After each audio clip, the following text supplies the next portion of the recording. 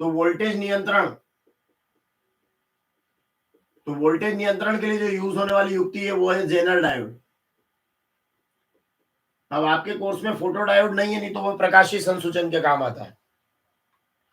तो वोल्टेज नियंत्रण Jenner diode, ये आप याद करेंगे कि वोल्टेज नियंत्रण के लिए किसका उपयोग करते हैं, जेनर डायोड का। कई बार बहुत सरल पूछने के लिए ऐसा भी पूछ लेते हैं कि दिष्टकारी में किसका उपयोग होता है, तो आप लिख सकते हैं पीएन संधि डायोड। तो पीएन संधि डायोड का दिष्टकारी के रूप में उपयोग होता है, तो ये हमें पता है। तो इस तरह के प्रश्न बहुत सरल है। तो ये आपका पहला ऑब्जेक्टिव है 2022 का, मतलब जो ओम के नियम का पालन करते हैं। तो ओमीय प्रतिरोध हो जाएगा आपका तांबे का तार, ये ओम के नियम का पालन करते हैं। अनोमीय प्रतिरोध वो होते हैं जो ओम के नियम का पालन नहीं करते हैं, जैसे डायोड वगैरह जो होते हैं वो अनोमीय प्रतिरोध होते हैं। तो कभी 2 नंबर 1 नंबर में छोटा प्रश्न भी बना सकते हैं, ओमीय अनोमीय प्रतिरोध किसे कहते हैं। तो जो ओम के नियम का पालन करे वो ओमीय तांबे का तार, और जो ओम के नियम का पालन ना करे वो अनोमीय, जैसे डायोड। क्योंकि जब आप आखिरी पार्ट में जाते हैं अर्धचालक युक्तियों के अंदर, तो वहां ओम के नियम को अप्लाई नहीं करते, क्योंकि वहां पर अर्धचालकों में धारा का जो प्रवाह होता है वो इलेक्ट्रॉन और होल्स दोनों के कारण होता है ना। चालकों में धारा का प्रवाह किसके कारण होता है, मुक्त इलेक्ट्रॉन द्वारा। लेकिन अगर अर्धचालक में जाते हैं तो इलेक्ट्रॉन और होल्स दोनों के द्वारा होता है ना।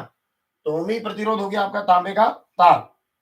उसके बाद में ये इस तरह का एक प्रश्न भी पूछा जाता है कई बार कि जो आपका संयुक्त सूक्ष्मदर्शी है उसमें नेत्रिका की फोकस दूरी अभिदर्शक की फोकस दूरी से क्या फर्क पड़ता है। तो देखो ध्यान से देखो, अगर इस तरह का प्रश्न आता है आपका संयुक्त सूक्ष्मदर्शी, तो उसमें फोकस दूरी का अगर प्रश्न आता है तो आपको ध्यान आना चाहिए कि संयुक्त सूक्ष्मदर्शी में क्या होता है, ये ऐसे छोटा रहता है, ऐसे वस्तु रहती है और यहां एक बड़ा रहता है। तो इसको आप बोलते हैं अभिदर्शक, मतलब जो वस्तु के सामने होता है उसको बोलते हैं अभिदर्शक, और जो हमारी तरफ होता है उसको बोलते हैं नेत्रिका। तो ये है कि जो अभिदर्शक की जो क्या पूछ रहे प्रश्न में कि नेत्रिका की फोकस दूरी, तो नेत्रिका की फोकस दूरी अगर आप देखें और अभिदर्शक लेंस उधर है, तो यहां सवाल बन रहा है कि अभिदर्शक की नेत्रिका की फोकस दूरी अभिदर्शक की फोकस दूरी से, तो देखिए यहां पर ये अधिक है, क्या है, अधिक है। तो नेत्रिका की फोकस दूरी अभिदर्शक की फोकस दूरी से क्या हो गई, अधिक।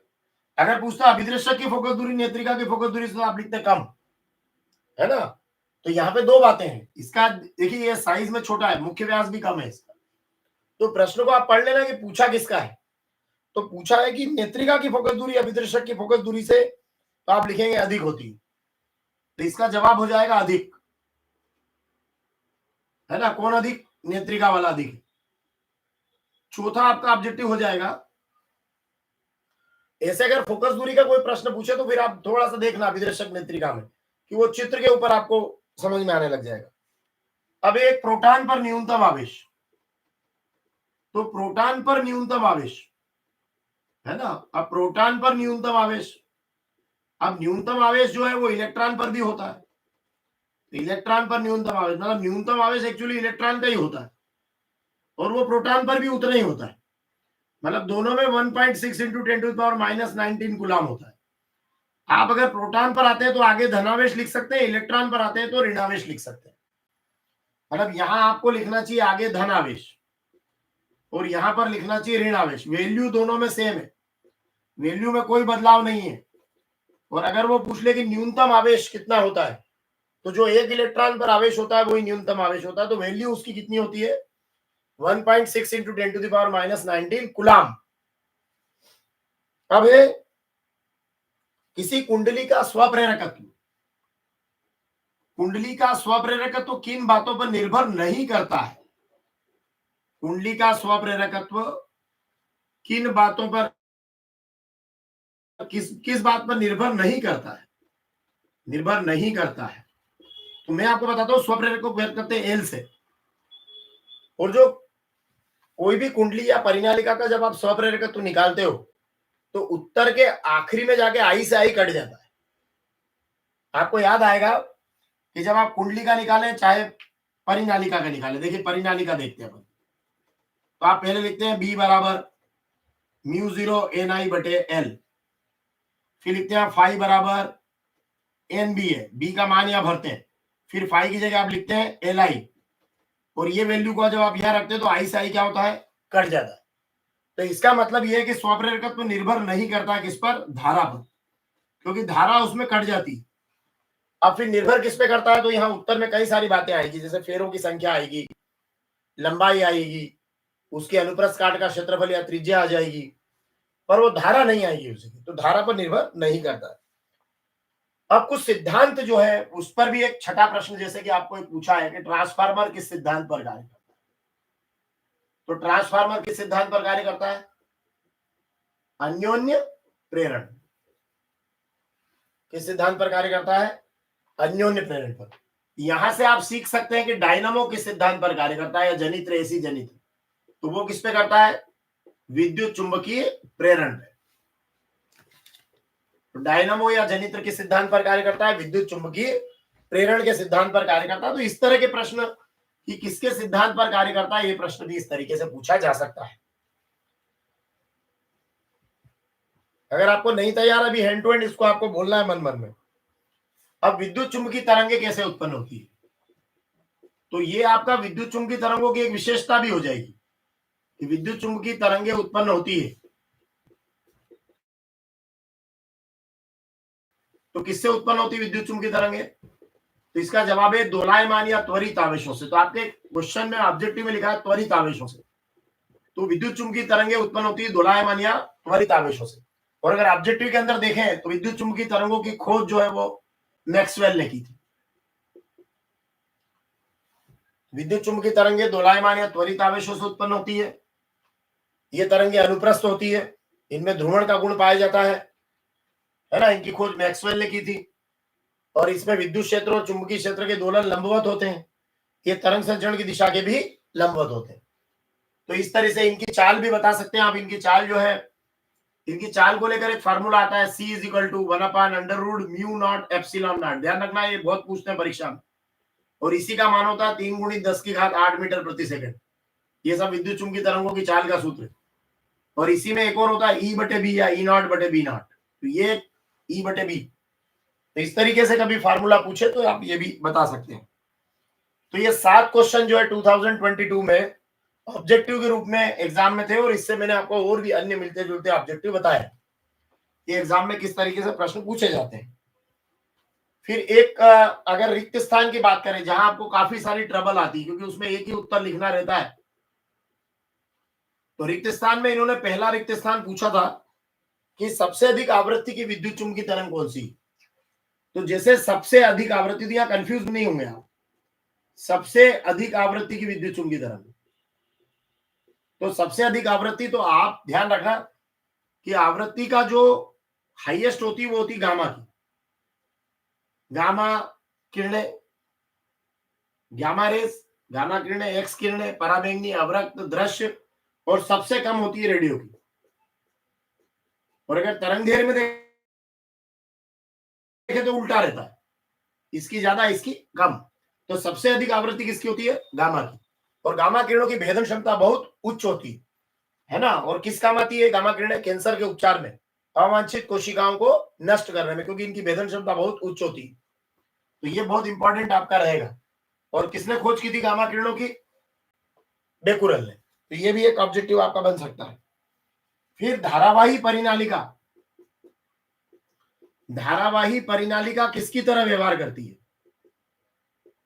तो धारावाही परिनालिका किसकी तरह व्यवहार करती है, तो जब किसी परिनालिका में आप धारा भेजते हैं, जैसे परिनालिका है, अब इसमें आपने क्या करा, इस परिनालिका में आपने करंट भेज दिया, तो करंट भेजते ही क्या होता है, फिर आप कील व्हील लाते हैं तो ये चिपक जाते कील, क्योंकि इसमें क्या बनने लग जाता है, मैग्नेट। तो धारावाही परिनालिका किसकी तरह व्यवहार करती है, चुंबक की तरह व्यवहार करती है। धारावाही परिनालिका किसकी तरह व्यवहार करती है, चुंबक की। अपन ने विद्युत चुंबक बनाए, छोटे थे बचपन में, चुंबकीय क्रेन बनाई थी आपने, तो उसमें आप एक गिट्टी या धागे की गिट्टी के ऊपर तांबे के तार लपेट देते हैं, एक सिरा सेल के प्लस से एक माइनस जोड़ते तो वो चुंबक बन जाता है। तो एक्चुअली वो धारावाही परिनालिका है, और वो किसकी तरह व्यवहार करती है, चुंबक की तरह। नेक्स्ट है कि मीटर सेतु किसके सिद्धांत पर कार्य करता है, तो अभी प्रश्न नहीं आ सकता, लेकिन फिर भी अगर आप करना चाहें तो व्हीटस्टोन सेतु। तो मीटर सेतु, व्हीटस्टोन सेतु, ये फिर भी लिख लेते हैं क्योंकि मीटर सेतु कोर्स में नहीं है। तो मीटर सेतु व्हीटस्टोन सेतु के सिद्धांत पर कार्य करता है। फिर आपका इसमें चौथा प्रश्न इन्होंने दिया था कि जल के भीतर वायु का बुलबुला। अब जल के भीतर वायु का बुलबुला, वायु का बुलबुला कौन से लेंस की तरह व्यवहार करता है? लेंस की तरह व्यवहार। अब देखिए, वैसे तो वायु का जो बुलबुला होता है वो लाइक दिस होता है, तो वो उत्तल होता है शेप में। कैसा होता है? उत्तल। लेकिन जल के भीतर जाने पर वो कैसा बन जाएगा? उसकी प्रकृति बदल जाती है। तो किस लेंस की तरह व्यवहार करेगा? अवतल लेंस की तरह व्यवहार करेगा। तो ये गलती आपसे नहीं हो जाए कि आप बुलबुला समझे तुरंत उत्तल बोल दे। पानी के अंदर जाने पर उसकी प्रकृति क्या होती है? बदल जाती है। तो उत्तल लेंस किस तरह का व्यवहार करेगा? अवतल लेंस की तरह व्यवहार करेगा। अब आपको लग रहा होगा 2022 के भी बहुत सारे ऑब्जेक्टिव आपको याद नहीं है। फिर है नैंड गेट का बुलियन समीकरण, तो गेट्स आपके कोर्स में नहीं है। फिर आकाश का नीला दिखाई देना, तो आकाश जो नीला दिखता है, अब आकाश नीला दिखता है प्रकाश के प्रकीर्णन के कारण। किसके कारण? प्रकीर्णन के कारण। अब इसी में कुछ और बता देता हूं। जैसे जो आप देखते हैं कि वो कहीं पर सड़क पर मान लीजिए तेल बिखरा पड़ा है, तो तेल की में अगर आपने कोई देखा हो आपने सड़क के किनारे, तो वहां पर रंगीन पानी जैसा कुछ आभास होता है ना? या वायुयान के जो चित्र हिलते हैं, वायुयान जब निकलता है तो टीवी स्क्रीन के चित्र हिलते हैं, तो वो किसके कारण होता है? तो व्यतिकरण के कारण होता है। किसके कारण होता है? व्यतिकरण के कारण। तो ये इस तरह के भी आ सकते हैं कि वो टीवी स्क्रीन के चित्र हिलते क्यों हैं? तो व्यतिकरण के कारण हिलते हैं। या फिर विवर्तन से कुछ हो सकता है कि प्रकाश का ज्यामितीय छाया में अतिक्रमण क्या कहलाता है? तो विवर्तन कहलाता है। इस तरह के प्रश्न भी हो सकते हैं। चलिए आगे बढ़ते हैं। अब विद्युत परिपथ में यह प्रश्न बहुत इंपॉर्टेंट रहेगा कि वोल्ट मीटर को हमेशा किस क्रम में जोड़ते हैं? तो वोल्ट मीटर को हम जोड़ेंगे श्रेणी क्रम में। श्रेणी क्रम में कहा जोड़ देंगे? समांतर क्रम में। क्योंकि वोल्ट मीटर बनता श्रेणी क्रम में उच्च प्रतिरोध के तार से, इसलिए किसमें जोड़ेंगे उसको? समांतर क्रम में। तो वोल्ट मीटर को विद्युत परिपथ में हमेशा समांतर क्रम में जोड़ा जाता है। परीक्षा में कंफ्यूज होते हैं अपन इसमें, वहां बड़े बड़े सोचा करते हैं श्रेणी में जुड़ेगा समांतर में जुड़ेगा, श्रेणी में जुड़ेगा समांतर में जुड़ेगा। दिमाग में लाना पड़ेगा, जो जैसे बनता है वैसे जुड़ता नहीं। तो वोल्टमीटर कौन से क्रम में जुड़ेगा? समांतर क्रम में, क्योंकि बनता श्रेणी क्रम से। तो ये इस तरीके से आपके ये वाले प्रश्न होंगे। अब अगर मैं थोड़ा सा बात करूं लेंस की फोकस दूरी उसकी क्षमता पर किस प्रकार निर्भर करती है, तो ये मैंने कल भी बताया था, पिछली लाइव क्लासेस में भी बताया है कि लेंस की फोकस दूरी क्षमता पर किस प्रकार निर्भर करती है। तो इसमें सिंपली आप लेंस की क्षमता का सूत्र लिखना, या क्षमता फोकस दूरी पर किस प्रकार निर्भर करती है, या फोकस दूरी क्षमता पर किस प्रकार निर्भर करती है। तो 1/, फोकस दूरी, और काई में मीटर में, एफ लिख देना, फोकस दूरी मीटर में। तो आप कह देना कि इनका एक दूसरे पर निर्भर ऐसे करती है, किसी एक का मान बढ़ने पर दूसरे का मान कम हो जाता है, व्युत्क्रमानुपाती। ठीक है। अब नेक्स्ट आपका है किस गेट को व्युत्क्रमक गेट कहते हैं, तो नॉट गेट को कोर्स में नहीं है। लेंज का नियम किस पर आधारित है? तो लेंज का नियम जो है लेंज का नियम किस पर आधारित है, या व्यतिकरण की घटना किस पर आधारित है, किसके अनुकूल है, या आप कह सकते हैं कि किरचॉफ का दूसरा नियम किस बात का नियम है। तो इन सबका जवाब हो जाएगा ऊर्जा संरक्षण का नियम। तो लेंज का नियम किसके अनुकूल है? ऊर्जा संरक्षण के। व्यतिकरण की घटना किसके अनुकूल है? ऊर्जा संरक्षण के। किरचॉफ के दूसरा नियम किसके अनुकूल है? ऊर्जा संरक्षण के। तो इस तरह किरचॉफ का पहला आवेश संरक्षण का है, दूसरा ऊर्जा संरक्षण। इस तरह का कोई प्रश्न आता है तो आप ऐसा कर सकते हैं। नेक्स्ट है कि खगोलीय दूरदर्शी की देहली आवृत्ति। अब देहली आवृत्ति क्या है? तो देहली आवृत्ति क्या होती है कि वह न्यूनतम आवृत्ति जो किसी धातु की सतह से इलेक्ट्रॉन उत्सर्जन के लिए जरूरी होती है, उसे हम कहते हैं देहली आवृत्ति। मतलब किसी भी धातु की सतह पर जब प्रकाश गिरता है तो इलेक्ट्रॉन निकलते हैं, हमें पता है, लेकिन हर धातु के लिए एक निश्चित आवृत्ति होती है जिसके नीचे इलेक्ट्रॉनों का उत्सर्जन संभव नहीं, और उस धातु को कहते हैं देहली आवृत्ति, की इतनी आवृत्ति तो चाहिए ही चाहिए, उस आवृत्ति को हम बोलते हैं देहली आवृत्ति। तो क्लियर है, देहली आवृत्ति मतलब न्यूनतम आवृत्ति, जो किसके लिए जरूरी है, इलेक्ट्रॉन उत्सर्जन के लिए। भूल जाए कभी तो प्रकाश विद्युत प्रभाव को याद रखना, उसमें आती देहली आवृत्ति, मतलब धातु की सतह से इलेक्ट्रॉन को निकालने में तो न्यूनतम आवृत्ति चाहिए आने वाले प्रकाश की, उसको कहते हैं हम देहली आवृत्ति, है ना, जो धातु की होती है, प्रत्येक धातु के लिए निश्चित आवृत्ति होती है। ठीक है, नेक्स्ट अगला है खगोलीय दूरदर्शी की आवर्धन क्षमता कैसे बढ़ा सकते हैं। तो जो खगोलीय दूरदर्शी होता है, इसको आकाशीय दूरदर्शी कहते हैं, तो ये इसमें अभिदृश्यक बड़ा होता है और नेत्रिका छोटी होती है। तो अभिदृश्यक का व्यास अगर आप बढ़ा दें तो अभिदृश्यक का व्यास बढ़ा के इसकी आवर्धन क्षमता को आप बढ़ा सकते हैं। इसका जवाब रहेगा अभिदृश्यक का व्यास बढ़ाकर। फिर कुचालक माध्यम की उपस्थिति में विभव पर क्या असर पड़ता है, अब इसको देखेंगे अपन थोड़ा सा कि कुचालक माध्यम की उपस्थिति में विभव पर क्या असर पड़ता है, अभी देखेंगे।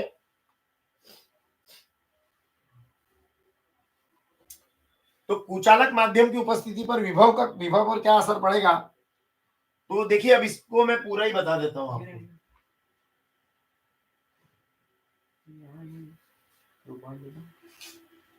कुचालक माध्यम की उपस्थिति में विभव पर क्या असर पड़ेगा, इसको देखना है। तो इसके लिए मैं आपको थोड़ा सा कुछ प्रश्नों पर ले जाता हूं जो बहुत इंपॉर्टेंट है, उनको जरा सा आप देख लीजिए। जैसे विभव का जो फार्मूला है वो ऐसा है, 4 पाई एप्सिलॉन नॉट के क्यू अपान दूरी, इसमें केवल दूरी आती है, आप डी लिखे चाहे आर लिखे, और विद्युत क्षेत्र की तीव्रता का फार्मूला ये है क्यू अपान आर स्क्वायर। तो जब आप अक्षीय निरक्षीय में विभव निकालते तो यहाँ केवल दूरी आती है, और तीव्रता निकालते तो दूरी का स्क्वायर आता है ना। अब ये यहां जो है अगर आप देखें तो अगर आप इसको देखें तो कुछ 2-3 प्रश्नों पर बताना साथ साथ कि विभव जो है वो दूरी के व्युत्क्रमानुपाती रहेगा यहाँ पे, लेकिन तीव्रता दूरी के स्क्वायर के व्युत्क्रमानुपाती है, ये देखो आप। लेकिन वो कह रहा है कि कुचालक माध्यम मतलब के का मान अगर बढ़ गया, अगर के का मान बढ़ जाता है तो विभव का आपके क्या असर पड़ेगा। तो आप कहना के का मान बढ़ने पर विभव और विद्युत क्षेत्र की तीव्रता दोनों घटेंगे। मतलब आपका अगर कुचालक माध्यम ले लिया आपने, तो कुचालक माध्यम में वी और के दोनों, वी और ई दोनों घटेंगे, दोनों घटेंगे, दोनों घट जाएंगे। लेकिन अगर सी लोगे आप तो सी बढ़ जाएगा, क्योंकि सी में क्या होता है, ये ऐसा होता है, ये आगे है, सी समानुपाती है आगे, और इसमें ऊपर रहता है। आपने अगर इसको पढ़ा हो समांतर प्लेट संधारित्र, तो समांतर प्लेट संधारित्र में सी का उत्तर क्या आता है, के एप्सिलॉन नॉट ए बटे डी। तो यहां पर के बढ़ेगा तो सी बढ़ेगा, तो ये आखिरी उत्तर आता है समांतर प्लेट संधारित्र। तो खैर जो प्रश्न पूछा उस पर ध्यान दे अपन। तो कुचालक माध्यम बढ़ने पर विभव घटेगा, तीव्रता भी घट जाएगी, लेकिन धारिता बढ़ जाएगी। तो ये हमको ध्यान देना है। के का मान बढ़ने पर, के का मान बढ़ने पर मतलब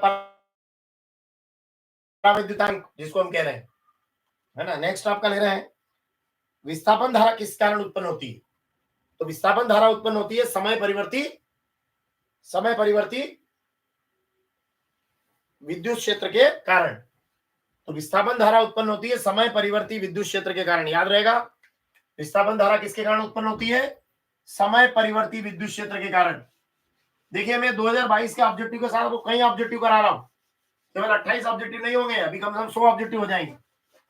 तो विस्थापन धारा उत्पन्न होती है समय परिवर्ती विद्युत क्षेत्र के कारण। नहीं हो तो नोट कर लीजिएगा, विस्थापन धारा उत्पन्न होती है समय परिवर्ती विद्युत क्षेत्र के कारण। किरचॉफ का दूसरा नियम ऊर्जा संरक्षण, व्यतिकरण की घटना ऊर्जा संरक्षण, लेंज का नियम ऊर्जा संरक्षण।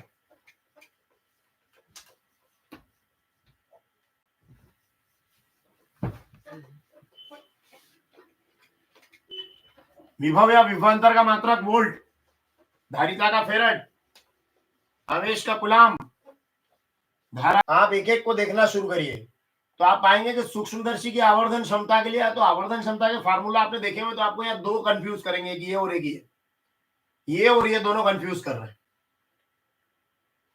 ऐसे अगर आप ब्रूस्टर का नियम देखें तो वो किस पार्ट में है, तो ध्रुवण वाले पार्ट में, तो वहां पार्ट से भी पता कर पाएंगे कई बार।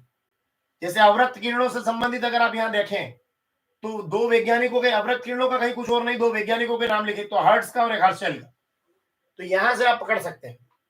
ऐसे इलेक्ट्रॉन वोल्ट ये किसका मात्रक है ये पकड़ना, तो आपको उत्तर दिखेगा किसका मात्रक है। डायनामो किसके सिद्धांत पर कार्य करता है, इसका सिद्धांत पकड़ना पड़ेगा। अमीटर काम क्या करता है वो पकड़ना पड़ेगा इधर। विद्युत सामर्थ्य मतलब विद्युत शक्ति, ऐसे अगर आप पकड़ेंगे तो आप पाएंगे, देखो संयुक्त सूक्ष्मदर्शी की आवर्धन क्षमता ये हो गई आपकी minus V naught upon U naught 1 plus D upon F. Brewster का नियम आपका प्रकाश के ध्रुवण पर आधारित है। अवरक्त किरणों की खोज आपके हर्शल ने की, आपका तीसरा हो गया। इलेक्ट्रॉन वोल्ट आपकी ऊर्जा का मात्रक है, चौथा हो गया। डायनामो विद्युत चुंबकीय प्रेरण के सिद्धांत पर कार्य करता है, पांचवा हो गया। अमीटर जो है वो धारा मापने के काम आता है, छठा हो गया। विद्युत सामर्थ्य शक्ति P बराबर VI, ये सातवां हो गया। अब जो बचे हैं वो किस बात के, देखो विभव मापने का यंत्र, तो यहाँ वोल्ट मीटर होता तो ये काम आ जाता है ना, तो यहाँ एक वोल्ट मीटर की कमी दिख रही है, अगर वोल्ट मीटर हो तो ये आ जाएगा विभव मापने का यंत्र, आपका वोल्ट मीटर है। तो ये अगर वोल्ट मीटर नहीं है तो ये यहाँ काम नहीं आ रहा है। उसके बाद ही ये हर्ट्ज, तो हर्ट्ज ने क्या किया था, विद्युत चुंबकीय तरंगों का प्रायोगिक प्रदर्शन किया था। खोज तो मैक्सवेल ने की थी, पर विद्युत चुंबकीय तरंगों का प्रायोगिक प्रदर्शन, या कभी वो कहते कि विद्युत चुंबकीय तरंगे लिख के इधर हर्ट्ज लिखा हो तब भी अपने को मिलाना है, उससे मिलता जुलता तो है ना वो प्रायोगिक प्रदर्शन। हर्ट्ज ने प्रकाश विद्युत प्रभाव की खोज भी की थी, आइंस्टीन ने नहीं की थी, हर्ट्ज ने की थी। ये अब ये 1 - d अपॉन f कुछ नहीं होता। तो इस तरीके से आप अगर आप प्रिपेयर करेंगे तो आपका बहुत अच्छे से प्रिपेयर हो जाएगा। तो ये जो मैंने आपको बताया ये आपके 28 ऑब्जेक्टिव आपके मैंने 2022 के पेपर के कराए और उसके साथ काफी सारा आइडियाज आपको दिया है। अब मैं कुछ और ऑब्जेक्टिव्स पर आपको लेता हूं, जैसे माध्यमिक शिक्षा मंडल का जो नमूना प्रश्न पत्र है उसका ऑब्जेक्टिव ले लेता हूं। तो जैसे एक कूलाम आवेश में इलेक्ट्रॉनों की संख्या, अब अभी देखिए आपने थोड़ी देर पहले एक प्रश्न देखा था कि एक इलेक्ट्रॉन पर कितना आवेश, एक प्रोटॉन पर कितना आवेश है, तो आपने कहा 1.6 इंटू 10⁻⁻19 कूलाम आवेश है, तो कूलाम में लिखेंगे उत्तर।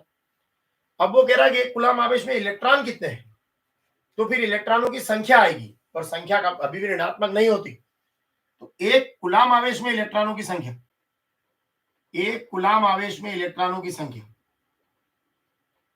तो ये होती कितनी बताइए, कोई बता सकता हो तो कमेंट्स में, छोड़ देता हूं मैं, आप बता रहे हो।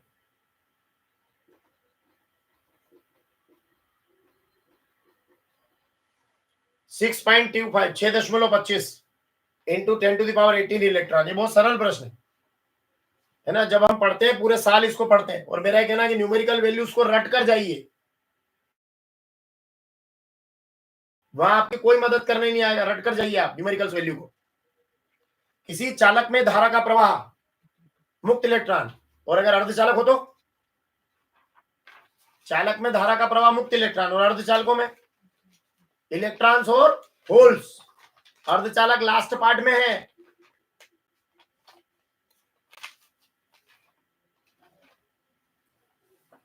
तो जब एक कूलाम आवेश में इलेक्ट्रॉनों की संख्या ये रखना है, एक इलेक्ट्रॉन पर आवेश या प्रोटॉन पर आवेश, ये मैंने अभी बताया था, ये आपका न्यूनतम आवेश है जो आवेश के क्वांटीकरण में भी काम आता है, ई का मान लिखने के।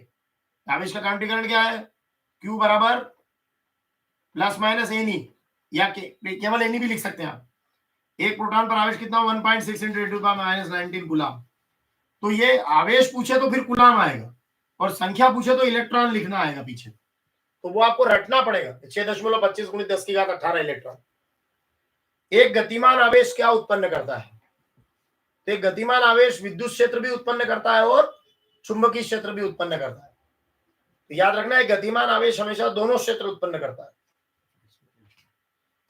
फिर लेंज का नियम ऊर्जा संरक्षण का नियम है। विद्युत चुंबकीय तरंगों की चाल अभी मैंने आपको बताई थी, C = 1/√μ0 ε0। याद रखना μ0 क्या है, वायु या निर्वात की निरपेक्ष विद्युत चुंबकशीलता, और ये वायु या निर्वात की निरपेक्ष विद्युतशीलता। नेक्स्ट है आपका ज्यामितीय छाया में प्रकाश का अतिक्रमण। ज्यामितीय छाया में प्रकाश का अतिक्रमण रटना पड़ेगा 10 बार रटना पड़ेगा। ज्यामितीय छाया में प्रकाश का अतिक्रमण कहलाता है विवर्तन। इसको कहते हैं प्रकाश का किनारों पर मुड़ना। तो ज्यामितीय छाया में प्रकाश का अतिक्रमण विवर्तन जैसे ही आए ना, जैसे बोले ज्यामितीय छाया विवर्तन बोल देना पहले। प्रकाश का किनारों पर मुड़ना विवर्तन, ऐसे याद करना पड़ेगा आपको। दो समांतर धारावाही चालक है और उनमें अगर एक ही दिशा में धारा बह रही है तो उनके बीच कौन सा बल लगेगा? आकर्षण बल। और अगर विपरीत दिशा में बह रही तो प्रतिकर्षण। याद रखना। ट्रांसफार्मर किस सिद्धांत पर कार्य करता है? अन्योन्य प्रेरण के सिद्धांत पर। डायनामो दोनों प्रेरण पे, ट्रांसफार्मर अन्योन्य प्रेरण और डायनामो विद्युत चुंबकीय प्रेरण। डायनामो तो 2022 में पेपर में है, एसी जनित्र, उसको आपको परीक्षा में लिखना है अगर इंपॉर्टेंट, अगर 22 का क्वेश्चन रिपीट हुआ तो। डायनामो विद्युत चुंबकीय प्रेरण के सिद्धांत पर कार्य करता है, ट्रांसफार्मर अन्योन्य प्रेरण के सिद्धांत पर कार्य करता है। सिद्धांत याद होना चाहिए उपकरणों के, कौन सा उपकरण किस सिद्धांत पर काम करता है। दो ही तो है आपके कोर्स में, डायनामो विद्युत चुंबकीय प्रेरण और ट्रांसफार्मर अन्योन्य प्रेरण, और दोनों के पीछे प्रेरण लगा हुआ है। दोनों एक ही पार्ट के हैं, इसलिए विद्युत चुंबकीय प्रेरण लगा है उनके पीछे। अब आपका हो रहा है 0 केल्विन पर अर्धचालक कैसा व्यवहार करता है। तो अर्धचालक जो होता है अगर वो 0 के टेम्परेचर पर ले लेंगे तो वो कुचालक की तरह व्यवहार करेगा। तो सॉरी, 0 केल्विन पर अर्धचालक चालक की तरह व्यवहार करेगा। नेक्स्ट है आपका फोटान का विराम द्रव्यमान। तो फोटान का विराम द्रव्यमान होता है 0।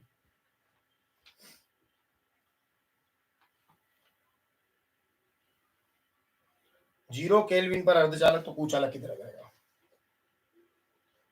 एक्चुअली अर्धचालकों में जो, हाँ, इससे रिलेटेड कुछ ऑब्जेक्टिव दे देता हूं मैं कि ये आपका कुचालक हो गया और ये अर्धचालक है।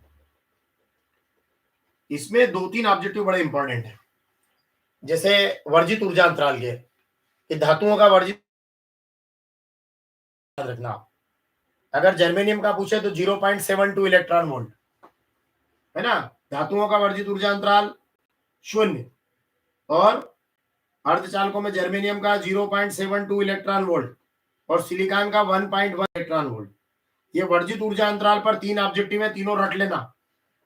वर्जित ऊर्जा अंतराल जो पीएन संधि डायोड में होता है, पी इधर और एन इधर, ये होता है ना, ये पी और एन, ये पी और एन, और यहाँ ये जो वर्जित ऊर्जा अंतराल है ये 3 चीजों का, धातुओं का 0, सिलिकॉन का 0.2 और सॉरी जर्मेनियम का 0.72 इलेक्ट्रॉन वोल्ट और सिलिकॉन का 1.1, ये याद करना है। अब आप कहेंगे फिर धातुओं में एक अनंत भी था, तो उसका परावैद्युतांक है ना। अनंत के 2-3 ऑब्जेक्टिव है, 2-3 ऑब्जेक्टिव एक साथ याद करना। जैसे धातुओं का परावैद्युतांक,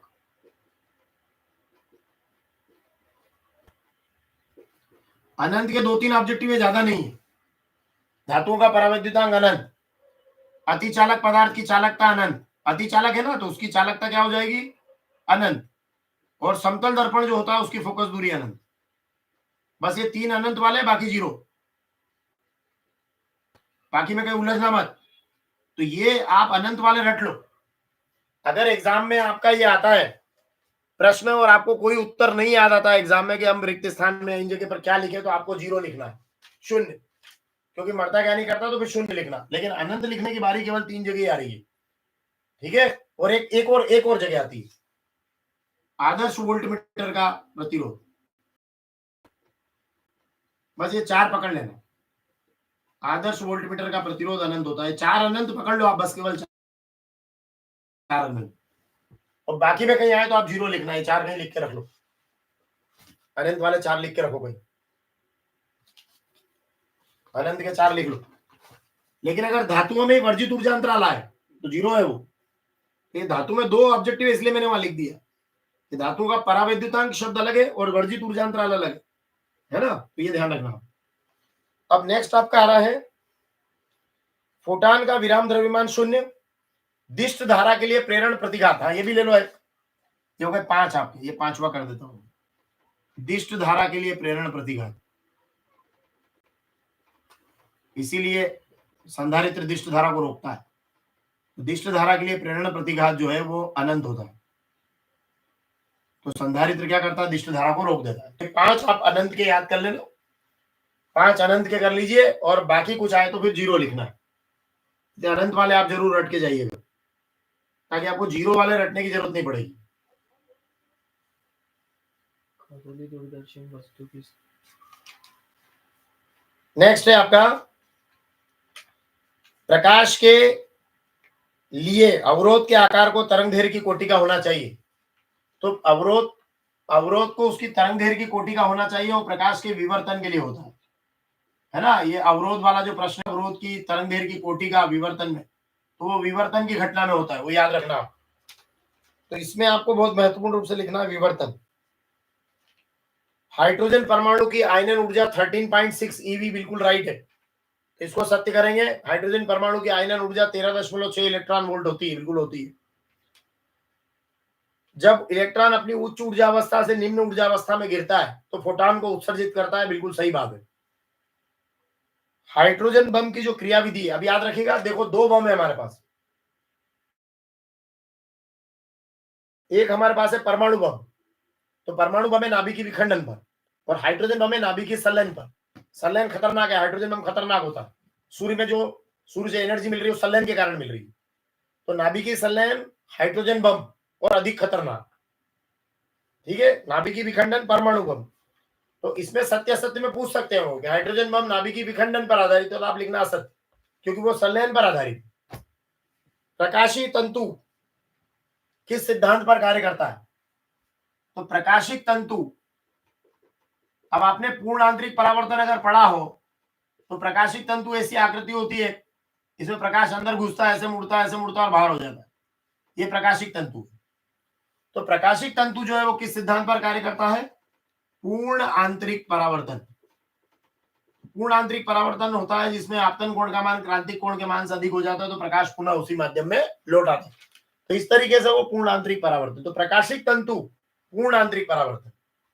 एक पूर्ण परावर्तक प्रिज्म भी है इसमें, तो पूर्ण से पूर्ण हो जाएगा पूर्ण आंतरिक परावर्तन, पर ऐसे रटना चाहिए इसको, प्रकाशिक तंतु पूर्ण आंतरिक परावर्तन, पूर्ण आंतरिक परावर्तन प्रकाशिक तंतु। तो इसे प्रकाशिक तंतु पूर्ण आंतरिक परावर्तन तत्काल याद आना चाहिए, प्रकाशिक तंतु पूर्ण आंतरिक परावर्तन। ऐसे करके आप याद करेंगे तो याद होगा, ऐसे ही याद करना चाहिए। सामान्य संयोजन की स्थिति में खगोलीय दूरदर्शी की नली की लंबाई, तो नली की जो लंबाई है खगोलीय दूरदर्शी में वो FO + FE होती है। अगर यहाँ पे माइनस लगाया तो असत्य, तो ये नली की लंबाई है खगोलीय की। ये प्रश्न इंपॉर्टेंट हो सकता है। तो नली की लंबाई खगोलीय में FO + FE होती है। अगर आपने सत्य असत्य में अगर माइनस लगाया तो आप ध्यान रखना, इस तरह से प्रश्न हो सकते हैं। फिर उसके बाद में सही जोड़ी पर मैं आता हूं, है ना। ये बोर्ड मॉडल पेपर है मेरे हाथ में।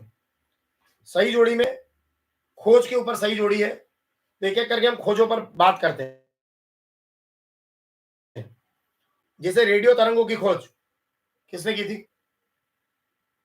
रेमामा रेमामा रेमामा रेमा रेमा रेमामा रेमामा रेमामा। रेडियो तरंगे मार्कोनी। पराबैंगनी, तो मैंने कहा था परी। पराबैंगनी में आप क्या याद रखेंगे? परी, मतलब पराबैंगनी की रिटर्न, पराबैंगनी रिटर्न। फिर दृश्य प्रकाश न्यूटन, द्रव्य तरंगे डी ब्रोगली, क्योंकि द्रव्य तरंगों में तो परिभाषा में आता है प्रत्येक गतिशील कण के साथ एक तरंग संलग्न होती है, जिसे द्रव्य तरंग कहते हैं या डी ब्रोगली तरंग कहते हैं। तो द्रव्य तरंग किसकी हो गई? डी ब्रोगली की। प्रकाश विद्युत प्रभाव का समीकरण आइंस्टीन ने दिया था, खोज नहीं की, समीकरण दिया। अगर खोज आ जाती तो हर्ट्ज लिखना पड़ता। इलेक्ट्रॉन की खोज जे थॉमसन, प्रोटॉन की गोल्डस्टीन, न्यूट्रॉन की चेडविक। तीनों याद करके जाओ। पृथ्वी का विभव, पृथ्वी का विभव, अब पृथ्वी का विभव उतना ही होता है जितना फोटॉन का विराम द्रव्यमान होता है।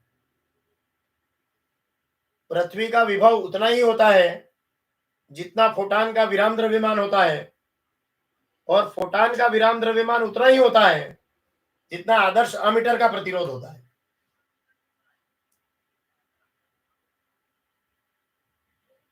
और आदर्श अमीटर का प्रतिरोध उतना ही होता है जितना धातुओं का वर्जित ऊर्जा अंतराल होता है। तो ये आप लिखेंगे 0 शून्य। तो फोटॉन का विराम द्रव्यमान शून्य, पृथ्वी का विभव शून्य, है ना, याद रखना है। अनुगमन वेग का मान, जिसको अपवाह वेग भी कहते हैं, अपवाह वेग या अनुगमन वेग, ड्रिफ्ट अंग्रेजी में देख लेना, 10⁻⁻4 मीटर प्रति सेकंड, ये अनुगमन वेग का मान है। 10⁻4 मीटर प्रति सेकंड, वीडी, क्या बोलते हैं इसको, वीडी, 10⁻4 मीटर प्रति सेकंड, ड्रिफ्ट वेलोसिटी बोलते हैं इसको। कार्यफलन और देहली आवृत्ति में संबंध, तो देहली आवृत्ति होती है आपकी nu naught, H nu naught, और कार्यफलन होता है फाई, तो phi is equal to H nu naught. अभी देखिए दो तरह के प्रश्न हैं, एक सरल अगर पूछना हो तो पूछ लेगा फोटॉन की ऊर्जा और आवृत्ति में संबंध, तो फोटॉन की ऊर्जा और आवृत्ति, तो ऊर्जा ई हो गई और आवृत्ति न्यू हो गई, तो ई बराबर एच न्यू, ये हो गया ऊर्जा और आवृत्ति में संबंध। लेकिन वो ये भी पूछ सकता है कि कार्यफलन और देहली आवृत्ति में, तो आप देहली की आवृत्ति को ऐसे करना, कार्यफलन की जगह लगाना फाई और एच की जगह एच ही रखना, तो फाई इज इक्वल टू हो जाएगा एच न्यू नॉट। ये आइंस्टीन समीकरण में आता है, ये आकर गिरती है, ये अंदर रहता है, और फाई प्लस ई के लिखते हो आप, और ई के का मान भरते हो हाफ एमवी स्क्वायर मैक्स, तो ये आपको वैसे भी याद है। अब सेल का विद्युत वाहक बल उसकी टर्मिनल वोल्टेजता से अधिक क्यों होता है?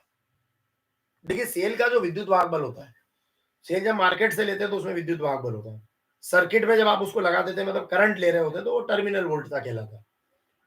तो सेल का विद्युत वाहक बल हमेशा टर्मिनल वोल्टेजता ज्यादा रहेगा, क्योंकि सेल का विद्युत वाहक बल टर्मिनल वोल्टेजता इसलिए ज्यादा रहता है क्योंकि वो खुले परिपथ में होता है।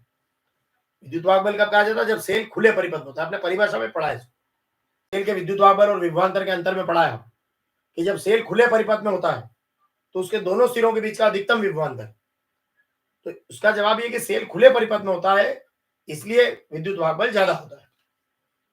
नेक्स्ट है धारामापी में चुंबक के ध्रुव अवतल बेलनाकार क्यों कटे होते हैं?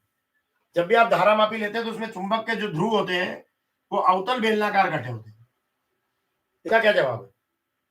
इसका जवाब है कि क्षेत्र को त्रिज्यीय होने में मदद मिलती है, और जब क्षेत्र एक बार त्रिज्यीय हो जाता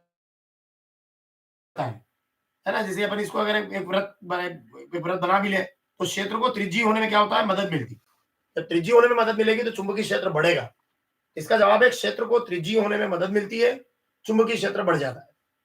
इसके बीच में नर्म लोहे का क्रोट भी इसीलिए रखते हैं जिससे चुंबकीय क्षेत्र बढ़ जाता है। तो याद रखना, दोनों में एक ही लिख देना आपको। अगर आपसे कहे कि अवतल बेलनाकार क्यों कटे होते हैं, आपसे कहे नर्म लोहे का क्रोट क्यों रखते हैं, दोनों का एक ही उत्तर लिखना। क्षेत्र को त्रिज्यीय होने में मदद मिलती है और चुंबकीय क्षेत्र का मान बढ़ जाता है। अब धारा का चुंबकीय प्रभाव और स्टेट, विद्युत चुंबकीय प्रेरण के दो नियम थे, दोनों नियम किस वैज्ञानिक ने दिए? फेराडे। तो फेराडे के विद्युत चुंबकीय प्रेरण के नियम याद आ जाएगा। विद्युत चुंबकीय तरंगों की खोज मैक्सवेल, विद्युत चुंबकीय तरंगों का प्रायोगिक प्रदर्शन और प्रकाश विद्युत प्रभाव की खोज हर्ट्ज ने की। तो इस तरीके से अगर आप याद करते हैं तो फिर कोई भी नहीं चुकेगा एग्जाम में। इनको एक बार आप पढ़ना पड़ेगा। धारा का चुंबकीय प्रभाव और स्टेट, विद्युत चुंबकीय प्रेरण, अरे उसमें फेराडे के नियम थे यार, फेराडे। विद्युत चुंबकीय तरंग है मैक्सवेल, खोज मैक्सवेल ने की और प्रायोगिक प्रदर्शन हर्ट्ज ने किया। और ये हर्ट्ज साहब वही है जिन्होंने प्रकाश विद्युत प्रभाव की भी खोज की थी। हो जाएगा। प्रकाश विद्युत पर समीकरण किसने दी? आइंस्टीन साहब ने दी, और आइंस्टीन साहब को उस पर क्या मिला? नोबेल पुरस्कार। तो इस तरीके से आप करें। वो अलग बात है गामा किरणों की खोज बेकुरल ने की, गाबे गामा किरणें बेकुरल, एक्सरे रणजन, ये मैंने ऐसे सिखाया था कि गामा की किसने की? बेकुरल ने। तो गाबे, एक्सरे की किसने? एक्स के आगे आप रा लगा देना, एक्सरा एक्सरे, तो रणजन हो जाएगी, है ना। पराबैंगनी की, तो मैंने कहा था पराबैंगनी पे परी कर देना आप, तो ये परी से री हो जाएगा, पराबैंगनी से रीटर, है ना। दृश्य की न्यूटन ने की थी। अवरत हर्शेल, है ना। और रेडियो की मार्कोनी ने, रेमामा। ये इस तरीके से आपको याद करना चाहिए। फिर दूसरा, आपको 1 ग्राम पदार्थ के समतुल्य ऊर्जा, 1 ग्राम पदार्थ के समतुल्य ऊर्जा आप इससे निकालते हो, E बराबर mc स्क्वायर। ये होता है 9 × 10⁻13 जूल। एम का मान 1 ग्राम है ना, 10 की घात ऋण 3 लगाओगे, गुणित 3 गुणित 10 की घात 8 का स्क्वायर करोगे तो ये हो जाएगा। तो इस तरह के प्रश्न भी आप ज्यामिति छाया में प्रकाश का अतिक्रमण विवर्तन कहलाता है। फिर आपका दो समांतर चालकों में एक ही दिशा में धारा प्रवाहित हो तो आकर्षण करेगा। ट्रांसफार्मर अन्योन्य प्रेरण, कुंडली में प्रेरित धारा की दिशा किस नियम से ज्ञात करते हैं कि वो वामावर्त जा रही है कि दक्षिणावर्त, क्लॉकवाइज कि एंटी क्लॉकवाइज, कौन से नियम से करते हैं? कुंडली में धारा की दिशा किस नियम से ज्ञात करते हैं? धारा क्लॉकवाइज जा रही है कि एंटी क्लॉकवाइज? कुंडली में प्रेरित धारा की दिशा किस नियम से ज्ञात करते हैं? आप क्या करते हो, कुंडली लेते हो, चुंबक लेते हो, चुंबक के उत्तरी ध्रुव को कुंडली के पास लाते हो, कुंडली का अवतल उत्तरी ध्रुव बनता है और धारा की दिशा एंटी क्लॉकवाइज हो जाती है। ये लेंज का नियम है, प्रेरित धारा की दिशा लेंज का नियम। प्रकाशिक तंतु किस सिद्धांत पर कार्य करता है? पूर्ण आंतरिक परावर्तन, पूर्ण आंतरिक परावर्तन। अब आपका कुछ मान है जो आपको याद करके जाना चाहिए, जैसे रिडबर्ग नियतांक का मान 1.097 इंटू 10⁻7 प्रति मीटर, 1.097। देखिए रिडबर्ग नियतांक का मान देख लीजिएगा, 1.097 इंटू 10⁻7 प्रति मीटर। ये यहां से याद करो 1.097, और ये मन में 9 हटा देना तो 10 की घात 7 आपको यह पता चल जाएगा। ये आपका रिडबर्ग नियतांक का मान है। किसका मान है? रिडबर्ग नियतांक का, ये याद करके जाना। अब ताप के साथ चालकों पर क्या असर पड़ता है और अर्धचालकों पर क्या पड़ता है? ताप बढ़ा दो तो चालकों का प्रतिरोध बढ़ता है, ताप बढ़ाने पर प्रतिरोध बढ़ता है, और अर्धचालकों का घटता है। उल्टा बोलना है अर्धचालकों में। पीएन संधि डायोड में अवक्षय परत की मोटाई 10⁻⁻6 मीटर।